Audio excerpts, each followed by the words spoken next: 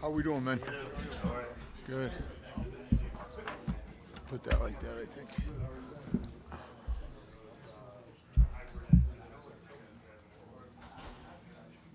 How you doing, Paul? Good. Pretty good. So, just wondering your overall feeling of how the defense has been playing. It's obviously an 0-4 quarter. A lot of fourth quarter leads this team has had, just hasn't been able to hold on to it. Yeah. What's just your overall feeling at this point in the Well, season? I think that over the past, 3 weeks or so, I think we've played pretty good against the run. You know, we've kind of been able to get that, played better against the run. We're a play or two away, of being, in position to hold those leads that we've had. We've been very fortunate. We've held the lead in a lot of games, probably all of them maybe. And we just got to make another play. I mean, we're a couple plays away, and I think it's important that we're playing well against the run, which gives you a chance to, at least have an idea they're going to throw the ball, so you're not always kind of in between. What are they doing? So I think the guys are playing really hard. I'm really pleased with how hard we play. I think we play really, really hard. And I think we've got a lot of guys, going in and out of the game. We're playing with some young guys who are, I think, responding pretty good, So we just got to, take care of some little things and get a little bit better and, just make a few more plays. It's a game of inches. They've always said that this game is a game of inches, and I really believe it is a game of inches. I think we've heard coaches say for years about the importance of stopping the run, and I think there's probably a very good reason for that. But just can you explain to me in a league that's become pass first, and obviously the fastest way to the end zone is through the air. These quarterbacks are getting better and better. Why has the league not shifted to stopping the pass first? Well, because if you with the great backs we're playing, and we're playing another great back this week, right? Yep. I mean, it's like every week you play a great back. I mean, this guy last week, Montgomery, this guy's a pretty good player. So if you don't, I'll go all the way back, my experience in this thing, and I coached on offense, when you have the luxury offensively of being able to hand the ball off, and you're able to give the quarterback a break and let him take a big, deep breath before he goes back there and gets his brains beat in one more time. I think that's huge. That's really, really big. I mean, and the other thing it does when you can run the ball, in this league, I would concur that this game has gone, especially at the college level, to more pass and balance. In the NFL, it's like 60-40. You guys know that, 60% pass, 40% run. And that's almost every week, to be honest with you. It's rare for that 60-40 to be, 70-30 or 50-50 or 40-60. It's usually every week 60-40, 60-40. It might be 62-48, but I mean, it's 60-40. So in my opinion, if you don't stop the run with the backs, and look at us. I mean, if you don't stop the run with the backs, the caliber of back that's in this league, they are going to run the ball down your throat. And they won't have to throw it. They won't have to put the quarterback in jeopardy. So, when they can run it and they can take these shots, great play action fakes, that great fake, and the linebackers are committed, to run into the line of scrimmage to stop the run. And there's no, you're under cover. Your guys who are underneath in coverage are at the line of scrimmage, and these guys are coming on these deep over routes, and they're drilling the ball in there. I mean, you don't have that. If you go straight back to throw the ball, you don't have those shots, okay? And this team we're playing this week, Minnesota, they might be the master at that. They really might be. I mean, they do it as well as anybody does it. Really do. You gotta somehow try to stop that. I think they ran more play action against you last time than anybody had run in the league up to that point this season. Yeah. You know, and when you're playing hard and aggressive, you know, committed to stopping the run, you know. But I think we're getting better at feeling the pass, you know, because the offensive linemen can't be as aggressive. They can be aggressive, but they can't be quite as aggressive. And I think our guys are doing a good job of feeling that, starting to feel it, you know, when they're grunting and groaning and they're really coming out after you.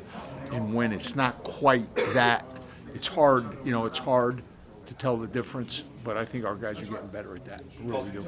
Can you clarify what your role is in calling defensive calls on game days? There's been a lot of talk about that here of late. Well, you know, Matt and I have a great relationship. You know, we communicate a lot all through the week, and you know, there's during the week in preparation, building the game plan and practice. There's plays that he calls. There's plays I call, and you know, that carries over to the game.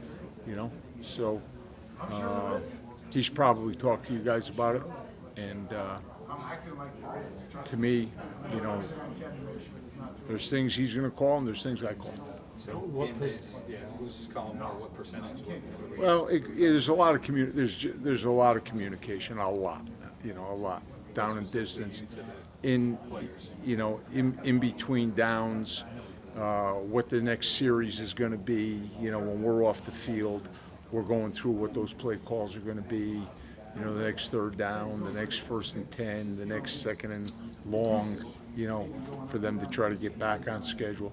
So, you know, just a great relationship between us, and you know, we're both involved. Are you calling fewer plays now than you were a month ago? A half ago?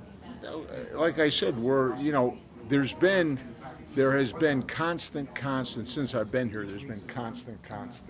It's constant, you know, and it's the way I've always done it, to tell you the truth.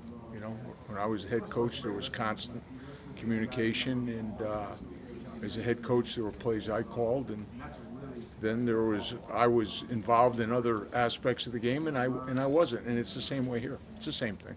So the defense has obviously struggled at times. Would it benefit the defense to have one consistent voice then, rather than two voices? The same calls coming out, so I mean, these things are all practiced, you know, during the week. It's not like we're kind of pulling things out of thin air, you know, so to speak.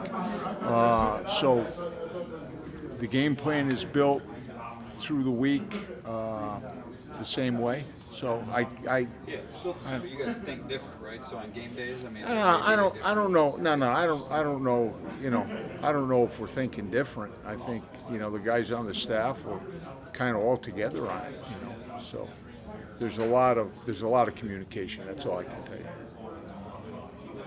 I want to go back to what you're talking about. You think you're being better stopping the run. Sure, numbers-wise it's been, but still 4.4 yards to carry on the season. Do you think that part of maybe why those numbers are better is because teams are attacking you more because you guys have struggled so much? Yeah, I would say this though. Early in the year, we struggled a little bit. Ideally for us, an efficient run, we'd like to be at 3.5 to 3.3. We're at 4.4 right now, just about 4.4. The past few weeks, like this past week, it was 3.8 this past week. The week before it was 3.3. Okay, so I think as I said earlier when we started the conversation, and I don't even know if it's been 3 or 4 weeks. It might be 4 weeks that we've been really under 100 yards. You know, you're always shooting for under 100 or 3.5. That's what you're shooting for. And I think we're really, to be fair, I think we're really moving in that direction, which is impressive. In terms of the pass, I think 5 of the last 6 quarterbacks passer rating of 115. I mean, that would be the best quarterback in the NFL on a weekly basis. I know it's marriage of rush and coverage. Is it more one than the other? I mean, it seems like the pass rush has been very inconsistent in terms of moving quarterbacks off their spots all year long. Yeah, it's different issues, different weeks. You know, like the issue that hurt us this week was the extension of the play, if you get me. Yep. So he wasn't always in the pocket, but he did a good job of coming out what I would consider to be the back door. You know, so we're collapsing the pocket this way, and he goes out that way, and he runs over to the side, and he resets, and guys are breaking the routes off, and he's completing balls on extended plays. He didn't hurt us running, okay? This guy can hurt you running, you know, last week. But he didn't, you know, his total carries, I think he had, you tell me, what did he have, 4 or 5 yards rushing? I don't think he's running much at all this year, though. I think that's Well, the thing. And you saw the one on 3rd down where he pulled up. I mean, it seems like he's Well, avoiding that for reasons. Well, he's capable of hurting you running now. He really is. But he, you know, the extension of the play and the completion, that's what hurt us this week. So what I'm saying to you is, each week there are different issues. You know, and last week to me that was the issue. There were a high number of completions, okay, and what put it in that, you know, in that percentage to me was the extension. There were plays that he extended, bought time, and completed the pass. So. Does that become more frustrating because it's not one thing you can drill in on, but you think you fixed one thing and then the next week it's something else? Well, you know, you got to be able. You just have to be able to, you know, you just got to be able to adjust and keep the guy in the pocket. You know, you talk a lot about that. You talk about stopping the run every week. You're talking about keeping the quarterback in the pocket. You're talking about affecting the quarterback. You know, moving them off the spot. You know, making them uncomfortable. It's the same conversation. You know, it's the same thing every single week. You know, so some weeks, you know, some weeks you do a better job of it. Some weeks you don't. And we had some really good rushes, you know, on Saturday, but we had a few where, you know, we need to do better. I think you guys have pretty high hopes for the defense coming into the year. You know, after Yeah. some of the free agent additions you made, and just kind of Yeah. the personnel. Yeah. What do you- Well, we've had a lot of injuries, you know. We didn't have Rashawn Melvin last week, so we're playing, you know, again with another corner. So we've had guys hurt up front, you know, which, you know, kind of hurts the continuity of things. We had guys early in the year who weren't able to practice as much in preseason camp, and so we're trying to work our way into that, you know, and we're doing a better job, like we said, of defending the run. So, you know, obviously we'd like to, you know, be giving up fewer points, you know. I'd like to be giving up like an average of 17. You know, if you can give up 17 points a game, you win, you know. I think if you look at it, if you give up 17 points a game in this league, if you go back 10 years and you look at it, you're winning a minimum of 10 games and probably 11. You know, and I think we're at, what are we at, 24 or 26? 26, I think, right now. 26.6 right. Paul, how do you think this is affecting Matt? I mean, he's second year coaching. It's his first head coaching job. And Yeah. the defense has, we've been talking about, struggled there, and he's supposed to be a defensive guy. I know you guys are pretty much. Yeah, you know, he's a resilient guy. He's a tough guy, you know, and he's a really good teacher and positive, very, very positive guy. Very good with the players. So he's going to grind through it. You know, and if you've been in it long enough, it doesn't matter. You're going to go through it if you've been in it long enough. So, you know, he'll be fine. He'll just keep working and keep grinding. We got 4 games. We got the last quarter of the season to go, and let's see what we can do for the last 4 games, and you know, get something done each week, get better each week, build a program each week. This is an a element to that too with him, though. I mean, like people talking about his job, or even you, for that matter. I mean, like, how do you? They've how do you talked deal about with my that? they've talked about my job all my life. Okay, so if I was going to let that stuff bother me, I'd have been out of this like 40 years ago. Do you think it bothers him?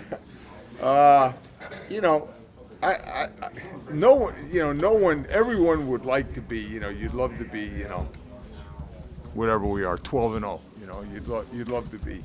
So, I don't think it, from a professional standpoint, I think he's just going to keep grinding.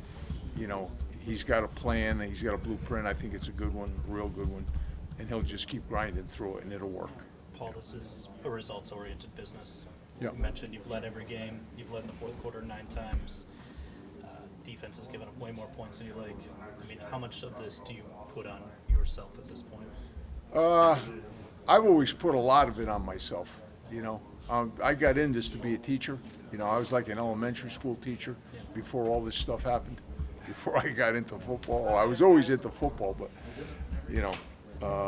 so I see it. I see it. I see my job as, helping the players have success, and when the team and players don't have success, I think if you're in this for the right reasons and you're in it to teach and you're in it to help people, I think it bothers you.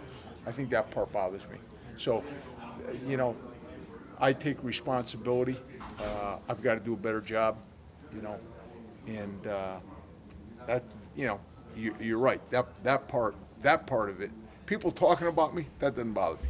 Okay, but me, not, feeling like I could have done that. You go home, you replay the game 1,000 times, right? Like I could have done that, or you go back during the week. I should have showed them that play again, or I kind of thought that play was coming. We should have showed them that play again. That type of stuff. So that's the part as a coach that you want to do better at. When a team does win 3 of its first 12 games and however many you win the rest of the season, somebody's going to be held responsible. Do you think ahead at all that you'll be the scapegoat here, or can you not allow yourself to think that way? No, I don't. I just, what I'm thinking about right now is how we're going to stop the play action, the run and the play action against Minnesota, and we're going to work our tail off and, do the best we can do. It's all, that's it. But When still you teaching do elementary school, believe- you'd have a lot less questions like that. Pardon? If you're still teaching elementary school, you'd have a lot less questions. There you go. Do you believe that you guys could be in trouble as a staff, though, if you don't win a couple of these? you know- Do you know you're coming back next year? I haven't even thought about that, to tell you the truth. I really haven't. I haven't put, any thought into that. Just my focus is, let's get the next game. Let's do the best we can do at the next game. Then in the end, let's see what happens. So. Monty has a couple of good games strung together in his first NFL action, but he's got a big challenge, a bunch of big challenges ahead. Vikings have 2 good receivers. Yeah. Bucs have 2 good receivers. Yeah. How important is it to see those good receivers before his rookie year's done? I think it's important that he keeps building his confidence, and that he goes out there every day and he works on his technique and fundamentals. So when he gets in the game against all these good receivers, he's seeing and he's going to see, he can hang his hat on something that's got a foundation to it, because that's the only way at this level of football you can play. So, I think he's having a good experience right now. It's a learning experience, and every rep he gets, he's got to maximize, get as good, get better and better and better, because he's got a pretty high ceiling, I think. You mentioned Patricia's blueprint. You like it. What do you like about it? Why should people have faith in it? Well, it's a, number one, it's complementary football, which I really believe in. Offense, defense, special teams work together. Play really good defense, which we're talking about, and we're still working towards that. And not turning the ball over, playing smart. We got to play smarter with penalties. Penalties have hurt us. We've got to do a better job in that regard, and we will. I just think it's the way I grew up. My first exposure to Division I football was, as a player who was in the spectrum of the great linebackers at Penn State. Okay, Everybody, you guys, you're young, so you probably don't even realize Penn State had some great linebackers. Okay? So guys like Dave Robinson and Jack Ham are over here. You know, they're like Hall of Fame guys, and then I'm over here. Okay?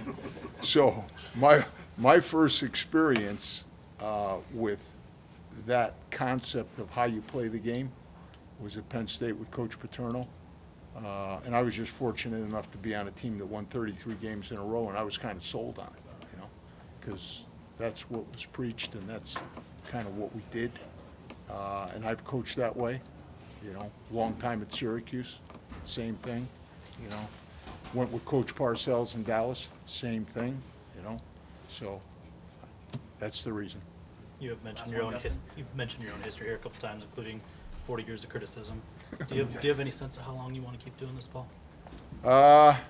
Well, you know, my kids are young, you know. I didn't get married till I was 48.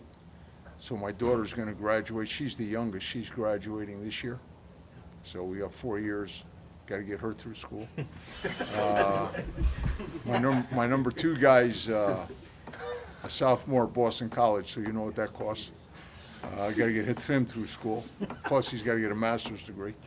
My other son, my oldest son, is a close stick defender for Coach Mike Presler at Bryant University playing lacrosse. So he's on a 5-year program there. So I'm going to be coaching. I hope I'm coaching for a long time. I have no intention of not working. All right, guys. Yep. See you later.